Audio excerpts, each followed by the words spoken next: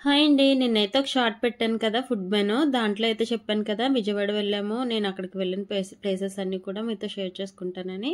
So, actually మేము దీని గురించి వచ్చాం. అడ్వెంచర్ అనమాట. పిల్లలు ఆడుకోవడానికి చాలా బావుంటుంది. దీని గురించి అయితే విన్నామనమాట. అది చూసుకొని వచ్చాము. మా హస్బెండ్‌కి అయితే కొంచెం హాలిడేస్ ఉన్నాయి. బట్ ఎక్కడికి వెళ్ళడానికి అవ్వలేదు. వర్షాలనమాట. ఈ సండే అయితే కొంచెం బాగా ఎండొచ్చిందని చెప్పి ఇక్కడికొచ్చాము.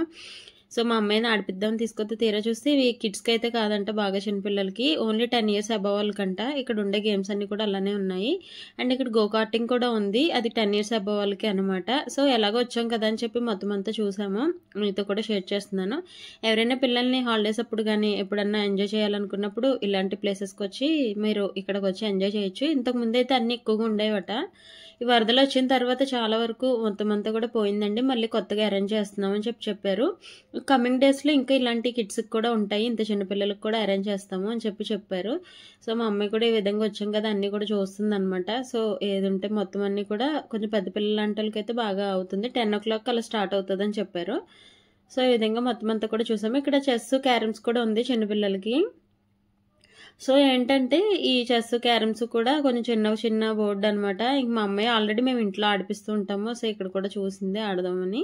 ఈ చెస్ అయితే పిల్లలకి ఖచ్చితంగా నేర్పించాలి. చాలా బ్రెయిన్ అయితే డెవలప్ అవుతుంది. బ్రెయిన్ షార్ప్ అవుతుందనమాట. మనం చదువుతో పాటు ఇలాంటివి కూడా పిల్లల్ని ఎంకరేజ్ చేస్తూ ఉండాలి. అప్పుడే వాళ్ళ బ్రెయిన్ అనేది మల్టీ టాలెంటెడ్‌గా తయారవుతుంది. సో, ఈ విధంగా అనమాట. ఈ చెస్ అయితే నేను పెడుతుంటే మా అమ్మాయి అయితే తీసేస్తుందనమాట. తర్వాత మా హస్బెండ్ నేనైతే ఒక ఆట ఆడాము. నేనైతే చెస్ ఆడతానండి. నాకిష్టం బాగా. మా ఫాదర్ అయితే డిస్ట్రిక్ట్ ప్లేయర్ అనమాట. సో, దానివల్ల మా అక్కకి, నేను, మా తమ్ముడు ముగ్గురం కూడా ఆడతాం. కాకపోతే మేమంత పెద్ద ప్లేయర్ కాకపోయినా పర్వాలేదు ఆడతామనమాట. సో, ఈ గో కార్టింగ్ అయితే స్టార్ట్ అయింది 10 అయిపోయాక.